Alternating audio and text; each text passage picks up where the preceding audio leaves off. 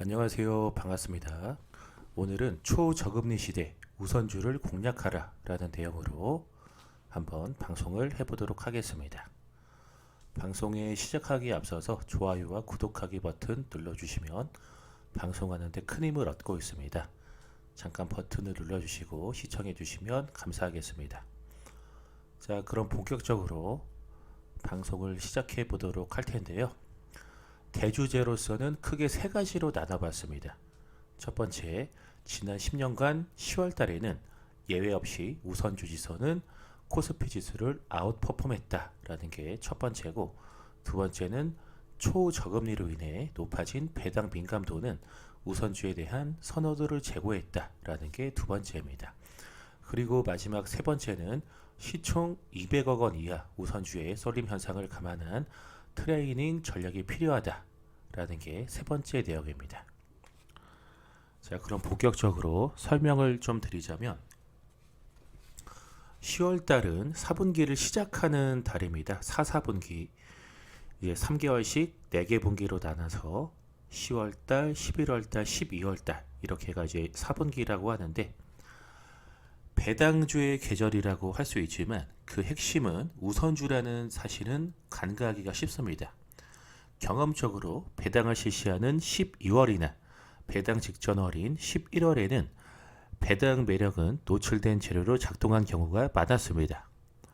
결국 실질적인 배당주에 대한 마지막 투자 시점은 10월 달이라고 할 수가 있고, 보통주보다 배당 매력이 높은 우선주에 집중하는 것이 합리적 선택이다 라고 말씀을 드려보겠고요.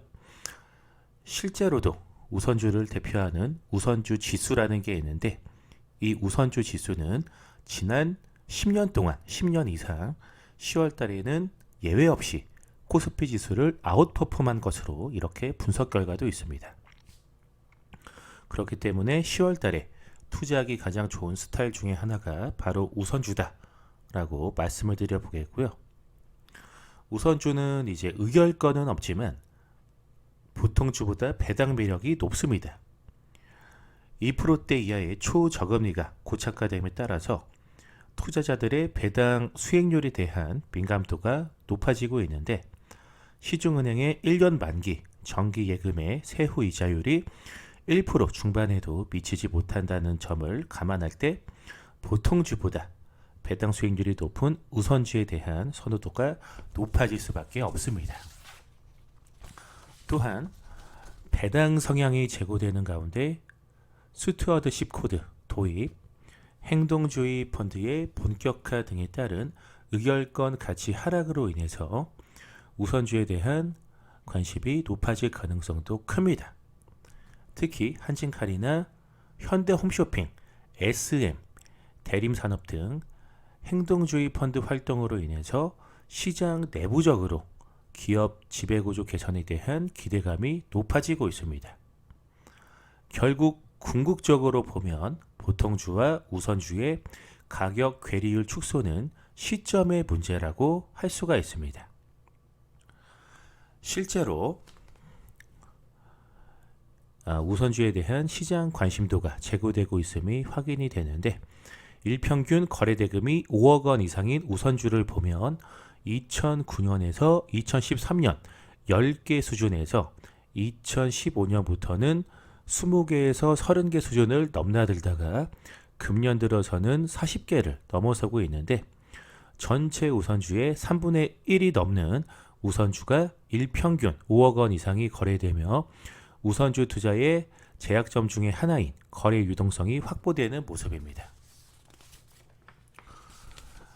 또한 스튜어드십 코드 도입 논의가 본격화되기 시작한 2016년부터 외국인의 우선주 보유 비중은 뚜렷이 증가하는 모습을 보이고 있는데, 2016년도 3월 달에 62%였던 외국인의 우선주 보유 비중이 2019년도 10월 달 현재 78%까지 상승을 했습니다. 특히 삼성전자 같은 경우에 2016년도 3월 달에 외국인의 보유 비중이 78%밖에 안 되지만 10월 달 현재는 93%에 육박을 하고 있습니다. 기업 지배구조의 개선, 기업 투명성 강화 등으로 2013년에서 2014년에 걸쳐서 우선주 계리율은 구조적으로 하락한 후에 지난 5년 동안 40% 수준에 머물고 있는데, 하지만 스튜드업십 코드 도입, 행동주의 펀드의 활성화 등을 감안할 때 보통주의 의결권 프리미엄 가치가 추가적으로 축소될 가능성은 충분합니다. 증시 내부적으로 지배구조 개선에 대한 압력이 높아지고 있는 만큼 경영권을 행사할 유인은 낮아지고 있습니다.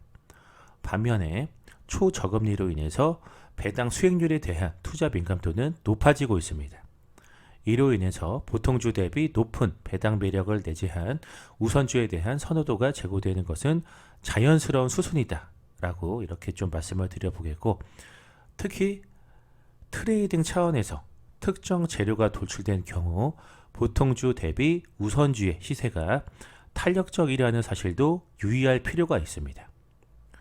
한진칼과 한진칼 우선주의 사례, 대한제당과 대한제당 3,5B의 사례 등을 비추어 볼 때 향후에도 시가총액 200억 원 이하로 유동성 제약이 있는 우선주가 있는 종목의 경우 특정 재료가 주어질 경우에 쏠림 현상으로 인해서 보통주 대비 우선주가 탄력적인 움직임을 보일 공산이 큽니다.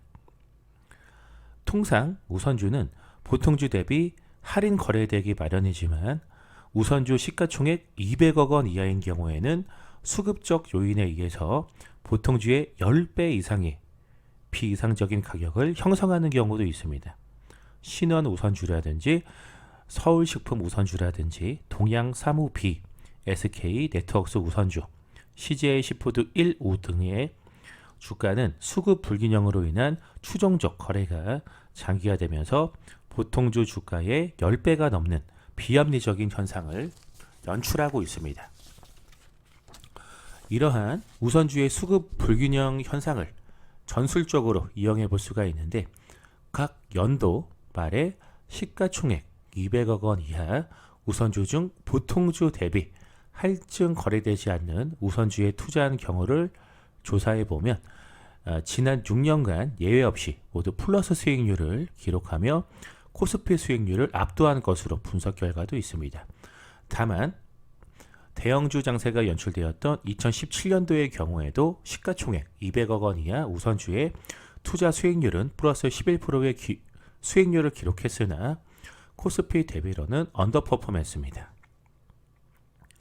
보통주 대비 할인 거래되는 시총 200억 원 이하의 우선주에 대한 바스켓 투자나 보통주 대비 과도하게 할인 거래되는 우선주에 대한 관심은 전술적 차원에서 고려해 볼 만합니다. 참고로 보통주 대비 우선주의 계리율이 60%를 넘거나 60%에 육박하는 우선주와 시총 200억 원 우선주 중 보통주 대비 할인 거래되는 종목들에 특히 이제 관심을 가질 필요가 있겠는데, 왜냐하면 보통주 대비 할인 거래되는 시총 하위 우선주의 경우에 중기적인 접근 전략이 유효하다라고 좀 말씀드리면서 종목을 좀 한번 말씀드려 보겠는데요. 우선은 괴리율 상위 먼저 보자면,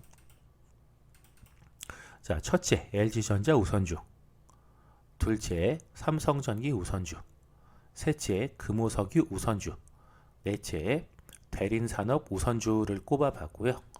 다음으로서는 남양유업 우선주, 삼성 SDI 우선주, 아모레지 우선주, 넥센타이어 15B 우선주로 해서 괴리율 상위 우선주는 이렇게 8종목을 꼽아봤습니다.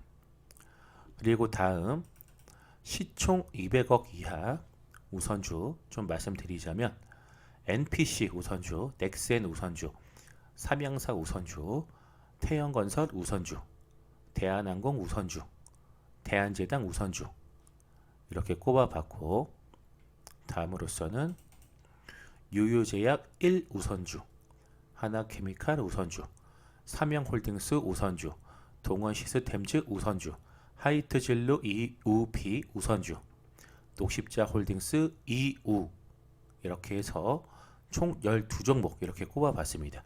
이렇게 해서 괴리율 상위 우선주 8개. 이렇게 첫 번째 페이지, 두 번째 페이지 이렇게 해서 총 8종목 알려드렸고, 시총 200억 이하 우선주 같은 경우에는 앞에 페이지 이렇게 6종목, 뒤에 페이지 이렇게 6종목 해서 총 12종목을 한번 꼽아봤습니다.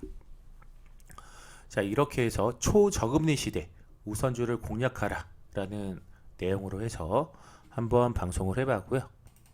방송을 보시고 도움이 되신 분들은 좋아요와 구독하기 버튼 누르시고 계속해서 좋은 정보 받아보시면 되겠습니다.